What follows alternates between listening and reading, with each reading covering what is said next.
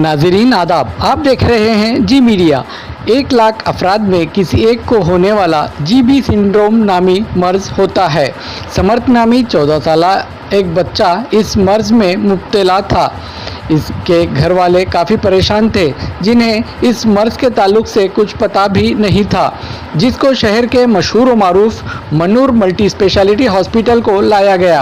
यहाँ पर Manur multi speciality hospital के फाउंडर व डायरेक्टर डॉक्टर फारूक अहमद मनूर और दीगर माहिर डॉक्टर्स की टीम ने इस मोजी मर्ज का पता लगा लिया। इस बच्चे की हालत बहुत ही ख़राब थी, इसको वेंटिलेटर पर रखा गया था, जिसके बाद मनूर मल्टी स्पेशलिटी हॉस्पिटल के माहिर डॉक्टर्स की टीम ने इस बच्चे का कामयाब ऑपरेशन करके इसकी जान बचाई।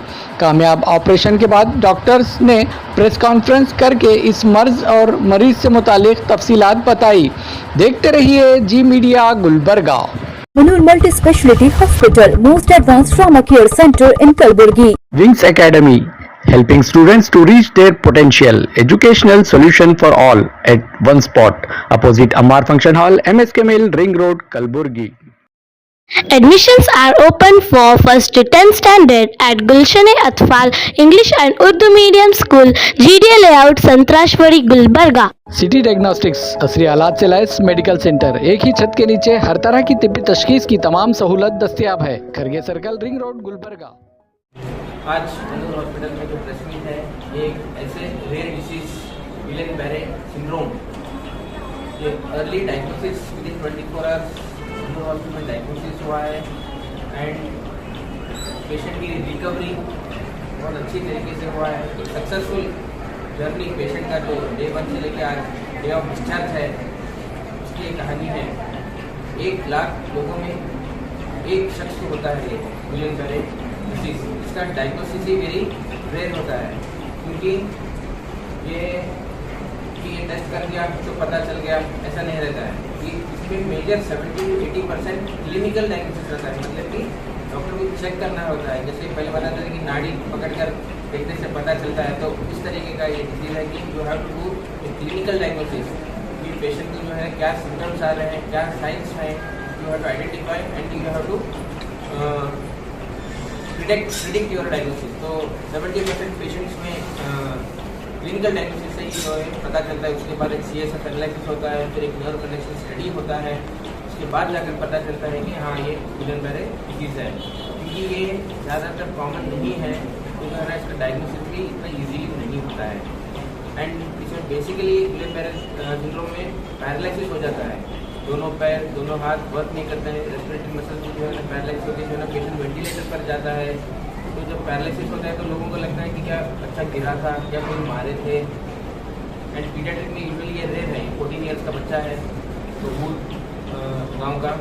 तो this was a very challenging case for our hospital and अल्हम्दुलिल्लाह मनूर हॉस्पिटल के पूरे टीम ने जो है ना बहुत ही खूबी से इसको हैंडल किया है। डायग्नोसिस अर्ली किया है विदिन 24 आवर्स एंड जो है ना पेशेंट वेंटिलेटर से भी बाहर आके जो है ना आज हाथ के मूवमेंट्स भी कर रहा है, जो एडमिशन के टाइम पर ना मूवमेंट्स पैर के थे ना हाथ के थे, एंड इमीडिएटली वेंटिलेटर पे भी गया था पेशेंट। ऑलरेडी एक दूसरे हॉस्पिटल में 3-4 दिन एडमिट होकर आया था, जहाँ की डायग्नोसिस नहीं हुआ था। यहाँ पे आने के बाद डायग्नोसिस विदिन 24 आवर्स हुआ है एंड उसका प्रॉपरली ट्रीटमेंट हुआ है एंड सक्सेसफुली आज पेशेंट जो है ना इस डिसीज से बाहर है, जो हम बोल सकते हैं।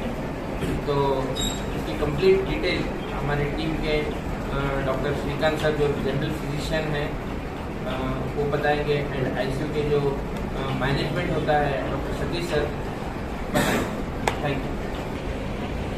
ಇವತ್ತಿನ ಸಭೆ ಒಂದು ತುಂಬ ರೇರ್ ಡಿಸೀಸ್ ಆದಂಥ ಗುಯಿಲೆನ್-ಬ್ಯಾರೆ ಸಿಂಡ್ರೋಮ್ ಬಗ್ಗೆ ಇದೆ। ಈ ಒಂದು ಕಾಯಿಲೆ ಚಿಕ್ಕ ಮಕ್ಕಳಲ್ಲಿ 20 ವರ್ಷಕ್ಕಿಂತ ಕೆಳಗಡೆ ಇರುವ ಜನರಲ್ಲಿ ಇದು ವರ್ಷಕ್ಕೆ 1 ರಿಂದ 2 ಪೇಷಂಟಲ್ಲಿ ಮಾತ್ರ ಕಂಡು ಬಂದಿದೆ। ಈಗ ವಯಸ್ಸಾದಂಗೆ ಆವಾಗ 8 ರಿಂದ 10 ಜನರಲ್ಲಿ ಯೂಸಲಾಗಿ ಕಂಡು ಬರುತ್ತೆ। ನಮ್ಮ ಪೇಷಂಟ್ ಹೆಸರು ಸಮರ್ಥ ಅಂತ ಒಬ್ಬರಿಂದ ಬಂದವರು, ಇವನಿಗೆ ಮೊದಲ ದಿನ ನಮ್ಮ ಹಾಸ್ಪಿಟಲ್ ಬರೋಕ್ಕಿಂತ ಮುಂಚೆ ಬೇರೆ ಹಾಸ್ಪಿಟಲಲ್ಲಿ ಅಡ್ಮಿಟ್ ಆಗಿ ಅಲ್ಲಿ ಅವ್ರದ್ದೇ ಆದಂಥ ಟ್ರೀಟ್ಮೆಂಟನ್ನು ನಾವು ಅಳವಡಿಸಿಕೊಂಡಿದ್ವಿ। ಆಮೇಲೆ ನಮ್ಮ ಹತ್ರ ಬಂದಾಗ ಪೇಷಂಟಿಗೆ ಕಾಲು ಏನು ಮೂಮೆಂಟ್ಸ್ ಇರಲಿಲ್ಲ, ಅದಾದಮೇಲೆ ಕೈಗಳು ಕೂಡ ಏನು ಹೆಜ್ಜೆ ಇರ್ತಾ ಇರಲಿಲ್ಲ। ಅದಾದ ತಕ್ಷಣ ನೆಕ್ಸ್ಟ್ ವಿತಿನ್ 8 to 10 ಅವರ್ಸ್ ನಮಗೆ ಉಸಿರಾಟಕ್ಕೆ ಕಷ್ಟ ಆಗುತ್ತೆ. ಈ ಕಾಯಿಲೆಯಲ್ಲಿ ಮನುಷ್ಯನಿಗೆ ಕಾಲು ಆಮೇಲೆ ಕೈಗಳು ಆಮೇಲೆ ಉಸಿರಾಟ ಕಷ್ಟ ಆಗಿದ ಮೇಲೆ ಇಲ್ಲಿ ಮನುಷ್ಯನಿಗೆ ತಿಳುವಳಿಕೆ ಎಲ್ಲವೂ ಇರುತ್ತೆ, ನಾವು ಹೇಳಿದ ಪ್ರತಿಯೊಂದು ಮಾತು ಅವನಿಗೆ ಅರ್ಥ ಆಗ್ತಾ ಇರುತ್ತೆ, ನೋವು ಎಲ್ಲವೂ ಕೂಡ ಗೊತ್ತಾಗುತ್ತೆ, ಆದರೆ ಅವನಿಗೆ ಕೈಕಾಲುಗಳೆಲ್ಲ ಅಲ್ಲಾಡ್ಸೋಕ್ಕೆ ಆಗೋದಿಲ್ಲ. ಈ ಥರ ಆದಾಗ ಅವನಿಗೆ ಉಸಿರಾಡೋಕ್ಕೆ ಕಷ್ಟ ಆದಾಗ ನಾವು ಅವನಿಗೆ ಬಾಯಲ್ಲಿ ಟ್ಯೂಬ್ ಹಾಕಿಬಿಟ್ಟು ಅವರಿಗೆ ವೆಂಟಿಲೇಟರ್ಗೆ ಕನೆಕ್ಟ್ ಮಾಡಿರ್ತೀವಿ. ಈ ಒಂದು ಕಾಯಿಲೆಯನ್ನು ನಾವು ಅದನ್ನು ಸಾಬೀತುಪಡಿಸೋಕ್ಕೆ ನಾವು ನೆಕ್ಸ್ಟ್ ಲಂಬಾರ್ ಪಂಕ್ಚರ್ ಅಥವಾ CSF ಅನಾಲಿಸಿಸನ್ನು ಮಾಡಿ ಆಮೇಲೆ ನರ್ವ್ ಕಂಡಕ್ಷನ್ ಸ್ಟಡಿಯನ್ನು ಮಾಡಿಬಿಟ್ಟು ಈ ಕಾಯಿಲೆಯನ್ನು ನಾವು ಖಚಿತಪಡಿಸಿದ್ದೇವೆ. ಖಚಿತ ಆದ ತಕ್ಷಣ ವಿತಿನ್ 24 ಅವರ್ಸಲ್ಲಿ ಈ ಕಾಯಿಲೆಯನ್ನು ನಾವು ಡಯಾಗ್ನೋಸಿಸ್ ಮಾಡಿ ಅದನ್ನು ಟ್ರೀಟ್ಮೆಂಟನ್ನು ಶುರು ಮಾಡಿದ ಮೇಲೆ ಇದಕ್ಕೆ ಟ್ರೀಟ್ಮೆಂಟ್ ಇರೋದು 2 ದಾರಿ. ಒಂದು IVIG ಅಂತಂದರೆ ಇಮ್ಯುನೋಗ್ಲೋಬಿನ್ ಅಂತ ಕರೀತಾರೆ, ಇನ್ನೊಂದು ಪ್ಲಾಸ್ಮಾಫೆರೆಸಿಸ್ ಅಂತ. ಈ ಪೇಷಂಟ್ಗೆ ನಾವು ಅವರ ತೂಕಕ್ಕೆ ಅನುಸಾರವಾಗಿ ನಾವು ಇಮ್ಯುನೋಗ್ಲೋಬಿನ್ ಇಂಜೆಕ್ಷನ್ನ 5 ದಿನಗಳ ಕಾಲ ನಾವು ಕೊಟ್ಟಿದ್ದೀವಿ. ಇಂಜೆಕ್ಷನ್ ಕೊಟ್ಟ ನಂತರ ನೆಕ್ಸ್ಟ್ 3 ರಿಂದ 5 ದಿನ ಆದಮೇಲೆ ಅವನ ಕೈಯಲ್ಲಿ ಮೂಮೆಂಟ್ ಮಾಡೋಕ್ಕೆ ಶುರು ಮಾಡಿದ್ದಾನೆ. ಅದಾದಮೇಲೆ ಕಾಲಲ್ಲಿ ಕೂಡ ಮೂವ್ಮೆಂಟ್ ಮಾಡೋಕ್ಕೆ ಶುರು ಮಾಡಿದ್ದಾನೆ. ಕ್ರಮೇಣ ತುಂಬ ದಿವಸದವರೆಗೆ ಅವನು ವೆಂಟಿಲೇಟರ್ನಲ್ಲಿ ಇರುವಂಥ ಪ್ರಸಂಗ ಇದ್ದ ಸಲುವಾಗಿ ನಾವು ಬಾಯಿಂದ ಟ್ಯೂಬನ್ನು ತೆಗೆದು ಕುತ್ತಿಗೆ ಹತ್ರ ಚಿಕ್ಕ ಆಪರೇಷನ್ ಮಾಡಿಬಿಟ್ಟು ಅವರಿಗೆ ಅದನ್ನು ನಾವು ಟ್ರೈಕೋಸ್ಟಮಿ ಅಂತ ಕರಿತೀವಿ. ಕ್ರಮೇಣ ಅವನು ಸತತವಾಗಿ 15 ದಿನವರೆಗೆ ಅವನು ವೆಂಟಿಲೇಟರ್ ಮೇಲೆ ಇದ್ದಿದ್ದಾನೆ. 15 ದಿನ ಆದ ತಕ್ಷಣ ಯಾವಾಗ ಅವನಿಗೆ ಉಸಿರಾಟದ ಶಕ್ತಿ ಬಂದಿರುತ್ತೆ ಅಂಥ ಸಮಯದಲ್ಲಿ ವೆಂಟಿಲೇಟರಿಂದ ಅವನನ್ನು ನಾವು ಡಿಸ್ಕನೆಕ್ಟ್ ಮಾಡಿಬಿಟ್ಟು ರೆಗ್ಯುಲರ್ ಫಿಸಿಯೋಥೆರಪಿ ಮತ್ತು ಎಕ್ಸಸೈಸಸ್ ಎಲ್ಲ ಬ್ರೀತಿಂಗ್ ಎಕ್ಸಸೈಸನ್ನು ಮಾಡ್ಕೊಂಡ್ಬಿಟ್ಟು ಅವನನ್ನು ನಾವು ಐಸಿಯುನಿಂದ ಶಿಫ್ಟ್ ಮಾಡಿದ್ವಿ. ಈ ಒಂದು ಕಾಯಿಲೆ ತುಂಬ ಕಡೆ ಎಲ್ಲ ಈ ಥರ ಅಪರೂಪದ ಕಾಯಿಲೆ ಬಂದಾಗ ಅದನ್ನು ಯೂಶಲಾಗಿ ಹೈಯರ್ ಸೆಂಟರ್ ಅಂದರೆ ಬೆಂಗಳೂರು, ಹೈದರಾಬಾದ್, ಸೊಲಪುರ ಅಂತ ನಾನಾ ಕಡೆ ಅದನ್ನು ರೆಫರ್ ಮಾಡ್ತಾರೆ. ಆದರೆ ನಮ್ಮ ಹಾಸ್ಪಿಟಲ್ನಲ್ಲಿ ಎಲ್ಲ ವೈದ್ಯರ ತಂಡದಿಂದ ವಿತಿನ್ 24 ಅವರ್ಸ್ ಅದನ್ನು ಡಯಾಗ್ನೋಸಿಸ್ ಮಾಡಿ ಅದನ್ನು ಇಂಜೆಕ್ಷನ್ಸ್ ಎಲ್ಲ ಕೊಟ್ಬಿಟ್ಟು ಇವಾಗ ಆ ಪೇಷಂಟ್ 14 ವರ್ಷ ಯುವಕ ಇಂಥ ಚಿಕ್ಕ ವಯಸ್ಸಲ್ಲಿ ಕಾಯಿಲೆ ಬಂದಾಗ ಅದನ್ನೆಲ್ಲ ಸರಿಪಡಿಸ್ಬಿಟ್ಟು ಅವನು ಮುಂದಿನ ಜೀವನಕ್ಕೆ ಆಗುವಂಥ ಎಲ್ಲವೂ ಆಸೆಗಳನ್ನು ಪೂರೈಸ್ಕೊಳ್ಳೋ ಥರ ಅದನ್ನು ಟ್ರೀಟ್ಮೆಂಟ್ ಮಾಡಿಬಿಟ್ಟು ಮುಂದುವರಿಸಿದ್ವಿ. ಈಗ ನೆಕ್ಸ್ಟ್ ವಿತಿನ್ ಈ ಥರ ಕಾಯಿಲೆಯಲ್ಲಿ ತುಂಬ ಜನ 3 ರಿಂದ 6 ತಿಂಗಳಲ್ಲಿ ಗುಣ ಆಗ್ತಾ ಹೋಗ್ತಾರೆ, ನಡೆಯೋಕ್ಕೆ ಶುರು ಮಾಡ್ತಾರೆ. ಒಂದು 5 ರಿಂದ 10 ವರ್ಷ ಜನ ಯೂಶಲಾಗಿ ವರ್ಷದಲ್ಲಿ ನಡೆಯೋಕ್ಕೆ ಶುರು ಮಾಡ್ತಾರೆ. ಸೊ ಈ ಪೇಷಂಟಲ್ಲಿ ನೆಕ್ಸ್ಟ್ ಏನಾದರೂ ನಾವು 2 to 3 ಮಂತ್ಸಲ್ಲಿ ಒಳ್ಳೆ ಫಿಸಿಯೋಥೆರಪಿ, ಸ್ಪೈರೋಮೆಟ್ರಿ ಅಂತ ಮಾಡ್ತಾ ಹೋದರೆ ನೆಕ್ಸ್ಟ್ 2 ರಿಂದ 3 ತಿಂಗಳಲ್ಲಿ ನಾವು ನಡೆದಾಡೋಕ್ಕೆ ಶುರು ಮಾಡ್ತಾರೆ. ಸೊ ಈ ಒಂದು ಎಲ್ಲ ಟ್ರೀಟ್ಮೆಂಟಿಗೆ ನಮಗೆ ಪಾಸಿಟಿವ್ ಆಗಿ ನಮಗೆ ಪೂರೈಕೆ ಮಾಡೋಂಥ ಮತ್ತು ಸಪೋರ್ಟ್ ಮಾಡಿರೋಂಥ ಫಾರೂಕ್ ಸರ್ಗೆ ಮತ್ತು ನಮ್ಮ ಎಲ್ಲ ಶಿಕ್ಷಕರಿಗೆ ನಾನು ಅಭಿನಂದನೆಗಳನ್ನು ನಾನು ಸಲ್ಲಿಸ್ತಾ ಇದ್ದೀನಿ. ಮತ್ತು ಈ ಒಂದು ಸಂಭಾವನೆಗೆ ನೀವೆಲ್ಲರೂ ಕೂಡ ಬಂದಿರೋ ಇದಕ್ಕೂ ಕೂಡ ನನ್ನ ಕೃತಜ್ಞತೆಗಳನ್ನು ನಾನು ಕಾರಣ ಏನಿದೆ? ಕಾರಣ ಈ ಥರ ಪೇಷಂಟ್ಸಲ್ಲಿ ಅವರಿಗೆ ಗೊತ್ತಿಲ್ಲದಂಗೆ ಯಾವಾಗ ಒಂದು 5 ರಿಂದ ಅಥವಾ 1 ವಾರದಿಂದ ಅಥವಾ 10 ದಿವಸ ಹಿಂದುಗಡೆ ಅವ್ರಿಗೆ ಗೊತ್ತಿಲ್ಲದಂಗೆ ಸಣ್ಣ ಪುಟ್ಟ ಇನ್ಫೆಕ್ಷನ್ ಆಗುತ್ತೆ. ಅಂದರೆ ಯಾವುದಾದ್ರೂ ಅವನಿಗೆ ಬೇದಿ ಹತ್ತಿರ್ಬೋದು ಅಥವಾ ಅಪ್ಪರ್ ರೆಸ್ಪಿರೇಟರಿ ಕೆಮ್ಮು, ಕಫ ಅಥವಾ ಹೊಟ್ಟೆ ನೋವು ಅಥವಾ ಯೂರಿನರಿ ಇನ್ಫೆಕ್ಷನ್ ಆದಾಗ ಈ ಒಂದು ವೈರಾಣು ಅವನನ್ನು ಆ ಕಾಯಿಲೆದಿಂದ ಹೊರಗೆ ಬಂದ ಮೇಲೆ ನಮ್ಮ ನರಗಳಿಗೆ ತೊಂದರೆ ಮಾಡುತ್ತೆ. ಇದು ಪಾರ್ಷಲ್, ಲಕ್ವ ಅಲ್ಲ. ಲಕ್ವದಲ್ಲಿ ಬ್ರೈನಲ್ಲಿ ತೊಂದರೆ ಆಗುತ್ತೆ, ಅದರಲ್ಲಿ ಮನುಷ್ಯನ ಅರ್ಧ ಭಾಗ ತೊಂದರೆ ಆಗುತ್ತೆ. ಆದರೆ ಇದರಲ್ಲಿ ಆ ನರಗಳಿಗೆ ತೊಂದರೆ ಆಗಿಬಿಟ್ಟು ನಮ್ಮ ಕೈಕಾಲು ಮೂವ್ಮೆಂಟ್ ಮಾಡೋಕ್ಕೆ ಏನು ಶಕ್ತಿ ಕೊಡುವಂಥ ನರಗಳಿರ್ತವೆ ಅದಕ್ಕೆ ಅಫೆಕ್ಟ್ ಮಾಡ್ಕೊಂಡ್ಬಿಟ್ಟು ಮನುಷ್ಯನ ಕೈಕಾಲಿಗೆಲ್ಲ ಅಳಗಾಡ್ಸೋಕ್ಕಾಗಲ್ಲ. ಅದೊಂದು ಮೆದುಳಲ್ಲಿ ಏನೂ ತೊಂದರೆಗಳಿಲ್ಲ. ಅದು ರಕ್ತ ಹೆಪ್ಪುಗಟ್ಟೋದಾಗಲಿ ಅಥವಾ ರಕ್ತ ಚೆಲ್ಲಿರೋದಾಗಲಿ ಯಾವ ಥರ ಪಾರ್ಶ್ವ ಕಾಯಿಲೆನಲ್ಲಾಗುತ್ತೆ ಆ ಥರ ಇರೋದಿಲ್ಲ. ಅದರಿಂದ ಮನುಷ್ಯನಿಗೆ ಎಲ್ಲ ತಿಳಿಯುತ್ತೆ, ಮಾತಾಡ್ತಾನೆ, ನಾವು ಹೇಳೋದು ಪ್ರತಿಯೊಂದು ಕೂಡ ಅರ್ಥ ಆಗುತ್ತೆ. ಆ ನರಗಳಿಗೆ ತೊಂದರೆ ಆಗಿರೋ ಸಲುವಾಗಿ ಕೈಕಾಲೆಲ್ಲ ಅವನಿಗೆ ಅಳಗಾಡ್ಸೋಕ್ಕೆ ಆಗೋದಿಲ್ಲ. ರೇರ್ ಹೇಗಿದೆ ಅಂತ ಇದು ರೇರ್ ಹೇಗಿದೆ ಅಂದರೆ ಈ ಕಾಯಿಲೆ 1 ವರ್ಷದಲ್ಲಿ ಒಂದು ಸರಾಸರಿ 12 ತಿಂಗಳು ತೊಗೊಂಡ್ರೆ 20 ವರ್ಷಕ್ಕಿಂತ ಕೆಳಗಡೆ ಇರುವ ಮಕ್ಕಳಲ್ಲಿ 1 ರಿಂದ 2 ಜನರಿಗೆ ಮಾತ್ರ ಇದು ಎಫೆಕ್ಟ್ ಆಗುತ್ತೆ. ಇದನ್ನು ಅಪರೂಪದ ಕಾಯಿಲೆ ನಾವು ಅಂತೀವಿ. ಸೊ ತುಂಬ ಕಡೆ ಇದು ಕಾಯಿಲೆ ಇದೆ ಅಂತ ಗುರುತು ಮಾಡೋಕ್ಕೇ ತುಂಬ ಸಮಯ ತಗೊಳುತ್ತೆ ತುಂಬ ಜನರಿಗೆ ಅದನ್ನು. ಬಟ್ ಅದು ರೇರ್. ಆದರೆ ಹೇಗೆ ವಯಸ್ಸು ಜಾಸ್ತಿ ಆಗ್ತಾ ಹೋಗುತ್ತೆ, 40 ವರ್ಷ ದಾಟಿದ ಮೇಲೆ ಅರೌಂಡ್ 5 ರಿಂದ 6 ಜನರಿಗೆ 1 ವರ್ಷದಲ್ಲಿ 5 ರಿಂದ 6 ಜನ. ಸೊ ನಮ್ಮ ಹಾಸ್ಪಿಟಲ್ನಲ್ಲಿ ಚಿಕ್ಕ ಮುಂಚೆನೂ ಕೂಡ 5 ರಿಂದ ಪ್ರತಿ 4 ರಿಂದ 6 ತಿಂಗಳಿಗೆ ಒಂದೊಂದು ಪೇಷಂಟ್ ಬರ್ತಾರೆ. ಬಟ್ ಎಲ್ಲರೂ ಬಂದಿರೋದು 40-50 ವರ್ಷ ಆದಮೇಲೆ ಬಂದಿದ್ದಾರೆ. ಆದರೆ ಇದೇ ಫಸ್ಟ್ ಟೈಮು ಚಿಕ್ಕವರಲ್ಲಿ ಬಂದುಬಿಟ್ಟು ಅಂದರೆ 20 ವರ್ಷಕ್ಕಿಂತ ಕೆಳಗಡೆ ವಯಸ್ಸಿರುವಂಥ ಜನರಲ್ಲಿ ಬಂದಿರೋದು ನಮ್ಮ ಹಾಸ್ಪಿಟಲಲ್ಲಿ ಮೊದಲನೇ ಸಲ. ಮತ್ತು ವಿತಿನ್ 24 ಅವರ್ಸಲ್ಲಿ ನೋಡಿ ಅದನ್ನು ಟ್ರೀಟ್ಮೆಂಟ್ ಮಾಡಿ ನಾವು ಅದನ್ನು ಯಶಸ್ವಿ ಸಾಧಿಸಿ. ಅದರದ್ದು ಪೀಡಿಯಾಟ್ರಿಕ್ಸ್ನಲ್ಲೇ ಆಗ್ತದೆ? ಆಗುತ್ತೆ ಸರ್, ಆಗುತ್ತೆ. Okay, thank you. Good afternoon everyone. Myself Dr. Satish. I did MBBS, MD and DRMD in critical care medicine. आपको ये क्रिटिकल केयर मेडिसिन मतलब ये ICU में पेशेंट जब आया था तब उनको हाथ पैर में कुछ नहीं चल रहा था, उनका पावर नहीं था. उसके बाद उनको सांस लेने में दिक्कत हो रहा था, तो फिर हम लोग ने वेंटिलेटर में डाल दिया उनको। वेंटिलेटर में डालने के बाद जो वेंटिलेटर का जो डालने के बाद उनको ऐसा लंग्स में इन्फेक्शन होने का चांसेस ज़्यादा रहता है, और जो कैथेटर वगैरह डालते हैं उनका यूरिन का इन्फेक्शन वगैरह होने का चांसेस ज़्यादा रहता है। तो फिर हम लोग एक प्रोटोकॉल के हिसाब से उनको ट्रीटमेंट दिया है उसमें, और जो भी इन्फेक्शन वगैरह होने के लिए चांसेस नहीं हुआ। और जब भी पेशेंट कुछ मुंह नहीं हो रहा था, ऐसा कुछ नहीं हो रहा है, तो उनको पौष्टिक आहार देना पड़ता है। वो हम लोग ने उनको अच्छे से उनका न्यूट्रिशन वगैरह मेंटेन किया है। और उसके बाद जब हाथ पैर वगैरह मूवमेंट नहीं होता है तो बेड सोर वगैरह होने का भी चांसेस ज़्यादा रहता है इसमें। तो फिर ये प्रोलॉन्ग जैसा उनका कंडीशन 15 डेज से भी ज़्यादा है तो बेड सोर होने का चांसेस ज़्यादा रहता है। उनको हम लोग ने इतना केयर किया है कि उनको अभी बेड सोर वगैरह भी कुछ नहीं है पेशेंट को। फिजियोथेरेपी डेली कंटिन्यूस करने के बाद उनका हाथ पैर में वगैरह मूवमेंट वगैरह है। अभी अपर लिम तो 5/5 पावर है उनका, और नेक्स्ट जो लोअर लिम का है वो धीरे धीरे से up to 2 months to 4 months तो लगेगा उनको टाइम चलने के लिए, फुल पावर आने के लिए। तो फिर उनका जो न्यूट्रिशन है वो तो हम लोग कंटिन्यूसली उनको ओरली भी दे सकते हैं। अभी ये 1 वीक के बाद उनको ओरली भी अलाउ कर सकते हैं उनको। अभी ओवरऑल पेशेंट का जो प्रोग्रेशन है वो पॉजिटिव साइड में है उनका। जो ये सब डायग्नोसिस वगैरह डॉक्टर फारूक सर और डॉक्टर श्रीकांत सर जैसा बताया उनको, जो डायग्नोसिस और जो ट्रीटमेंट हुआ है उनका विदिन 24 आवर्स में स्टार्ट किया है, तो इनका प्रोग्रेशन थोड़ा सा फास्टर होता है। लेट हुआ डायग्नोसिस मतलब उनका जो पैथोजेनेसिस मतलब जो नेक्स्ट स्टेज में गए तो प्रोग्रेशन उतना ज़्यादा है, तो फिर ट्रीटमेंट का फेलियर का चांसेस ज़्यादा रहता है इसमें। तो फिर ओवरऑल ये सक्सेस के लिए डॉक्टर फारूक सर और डॉक्टर श्रीकांत सर को मैं थैंक्स बोलने के लिए ये अपॉर्चुनिटी यूज़ करता हूँ। फ्यूचर में भी उसका ट्रीटमेंट कंटिन्यू रहता है क्या उसके? सर इसमें ट्रीटमेंट मतलब उनको फिजियोथेरेपी डेली करना पड़ता है और न्यूट्रिशन का केयर करना पड़ता है सर उनका। और जो उनका ट्रैकियोस्टोमी ट्यूब है वो तो कल हम लोग निकालने वाले हैं, उनको डिस्चार्ज भी करेंगे उनको कल। और जो फिजियोथेरेपी वगैरह करने के बाद उनका इम्प्रूवमेंट हो जाएगा उनका, और ये लाइफ टाइम में फिर से वापस आने का चांसेस रहता है सर इसमें, वो 2 to 3% में चांसेस है। नहीं सर, वो फॉलो अप करना पड़ेगा, फॉलो अप आते रहना है, तो देख के वो डिसाइड करेंगे सर। अब उसका नेक्स्ट ट्रीटमेंट फिजियोथेरेपी है बेसिकली। वो अपने उनके पेरेंट्स को भी जो है ना बताते हैं हम लोग के हाथ फिजियोथेरेपी माने कि हाथ मूवमेंट्स है, पैर मूवमेंट्स है, चेस्ट को फिजियोथेरेपी देना है। This is the next follow up what you are doing. Sir anaesthesia की ज़रूरत पड़ी थी?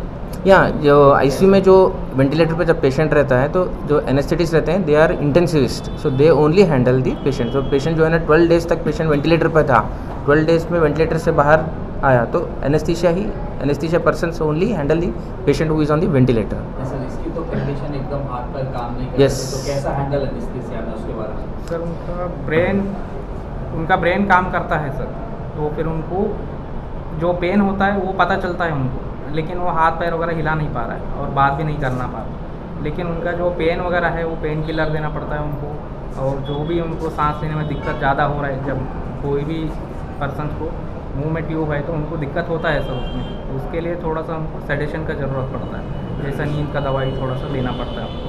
वो वेंटिलेटर भी है तो उनका वेट के हिसाब से हम लोग जो सांस लेते हैं वो सब हम लोग कैलकुलेट करके प्रोटोकॉल के हिसाब से वो मैनेज करना पड़ेगा सर। अक्सर लोग कुछ बीमारियों को लेट लेकर मेडिकल से डायरेक्ट मेडिसिन लेते हैं, तो इस तरह की बीमारियां अगर सही डायग्नोज नहीं हुई तो उनका इलाज होना मुश्किल है Yes. आपका। तो पब्लिक से क्या कहना चाहेंगे?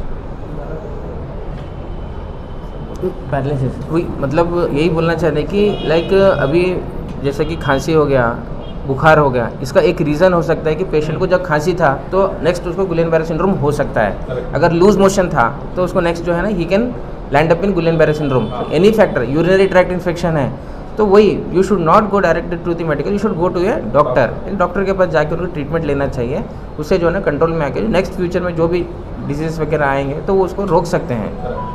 जैसा गाड़ी ख़राब हुई तो जैसे गैरेज में जाते हैं तो वैसे ही जो है ना जब इंसान को जब कुछ तकलीफ होती है तो जो है ना प्रॉपर जो है ना उसकी जगह डॉक्टर के पास आके दिखाना है, ना कि कोई मेडिकल है ना ही कोई नॉन मेडिकल प्रोफेशनल के पास नहीं जाना चाहिए। सर कितने डॉक्टर्स की टोटल टीम रही सर? इसमें 5 लोग हैं टोटल। ड्यूरेशन कितना? जी, ऑपरेशन का ड्यूरेशन कितना है? ऑपरेशन तो ये हाफ एन आवर का रहता है। It is not treatment actually, वो एक वेंटिलेटर से बाहर लाने का एक तरीका रहता है ट्रेकोस्टोमी। जब लॉन्ग वेंटिलेटर पे रहता है तो ऐसा tracheostomy surgery is not for the Guillain Barre syndrome, it is just for the wean off करने के लिए, वेंटिलेटर से बाहर लाने के लिए एक तरीका होता है। यहाँ पे होल बनाते हैं, छोटा सा होल बना के ट्रेकोस्टमी, यही पेशेंट के लिए, कौन से भी पेशेंट जो लॉन्ग वेंटिलेटर पे रहते हैं प्रोलॉन्ग, उनको ट्रेकोस्टमी किया जाता है। तो नमस्ते सबको। हाँ, आपको डिजीज़ की कंडीशन के बारे में तो सबको बता ही दिए होंगे, आपको बेसिक आइडिया आ ही गया होगा कि ये क्या है। एक ऑटो इम्यून डिजीज़ है।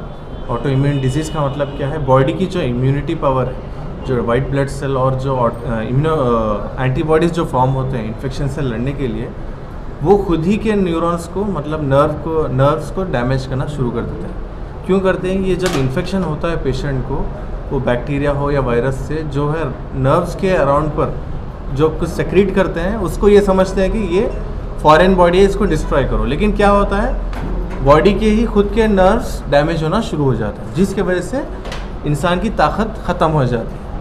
स्पेशली ये नीचे से शुरू होते आता है और ऊपर की तरफ जाता है। जो हमारे पास पेशेंट था समर, 14 साल का जो लड़का था, जब हमारे पास प्रेजेंट किया बच्चा, पैरों में कोई ताकत नहीं थी, हाथों में बहुत कम ताकत थी, बात तक करने नहीं आ रहा था, निगलने नहीं आ रहा था, गर्दन उठाने के लिए भी तकलीफ़ होना बढ़ रही थी, सांस के तकलीफ़ के साथ साथ। तो हम जब उनको वेंटिलेटर पर लिए थे। ऐसे बीमारी में क्या होता है, टाइम और थोड़ा डिले हो जाए तो फिर सांस लेने नहीं आकर पेशेंट की जान भी जा सकती है। तो अच्छा हुआ कि इस टाइम विंडो में आए हमारे पास, हम वेंटिलेटर पर डाले। लेकिन हमको मालूम था कि ये ट्रीटमेंट 1-2 दिन का नहीं, ये लंबा है। समझ लीजिए 6 महीने तक भी पेशेंट को रिकवरी या उससे ज़्यादा भी लग सकता है उसकी ताकत वापस आने की। Despite all the treatment, despite all possible treatments, the course of the duration of the disease is very long. तो हमारा फर्स्ट गोल क्या था, पेशेंट को वेंटिलेटर से बाहर लाएं। एक बार पेशेंट वेंटिलेटर से बाहर आ जाए तो हम उसको फिर वार्ड से फिर घर को या रिहैब सेंटर फिजियोथेरेपी के लिए शिफ्ट कर सकते हैं। उससे क्या है, पेशेंट का रिस्क बहुत कम हो जाता है। फर्स्ट वीक हमारे लिए बहुत चैलेंजिंग था, जब पेशेंट के पास कुछ भी पावर नहीं था, उंगली हिलाने की ताकत, despite the medication. 5 days 1 week के बाद ग्रेजुअली इम्प्रूवमेंट आना शुरू हुआ। तो अब हमें लगा जब 1 वीक तक हम मुंह में पाइप रखकर वेंटिलेटर पर रखते हैं, उससे ज़्यादा रखने से क्या होता है, यहाँ पर प्रॉब्लम होना शुरू हो जाता है। जो विंड पाइप है वहाँ पर सिकुड़ना शुरू हो जाता है। इसीलिए हम क्या करते हैं, ये ट्रेकियोस्टोमी प्रोसीजर करते हैं। ट्रेकियोस्टोमी में हम ज़्यादा टाइम तक वेंटिलेटर पर पेशेंट रख सकते हैं। उस टाइम हमें आइडिया नहीं था कि और कितना टाइम जाएगा, तो हमने ट्रेकियोस्टोमी की न्यूरोसर्जन ने यहाँ पर सर्जरी करके छोटा सा ट्यूब, वही ट्यूब छोटा सा यहाँ पर रहता है, उससे फिर वेंटिलेटर पर रखें। आहिस्ता आहिस्ता करते करते जैसा जैसा ब्रीदिंग में प्रॉब्लम आया, कम हो गया, वेंटिलेटर पावर हमने कम किया, तो पेशेंट सांस लेने की जैसे उसका कुव्वत बढ़ती गई, हम उसको वेंटिलेटर से बाहर ले।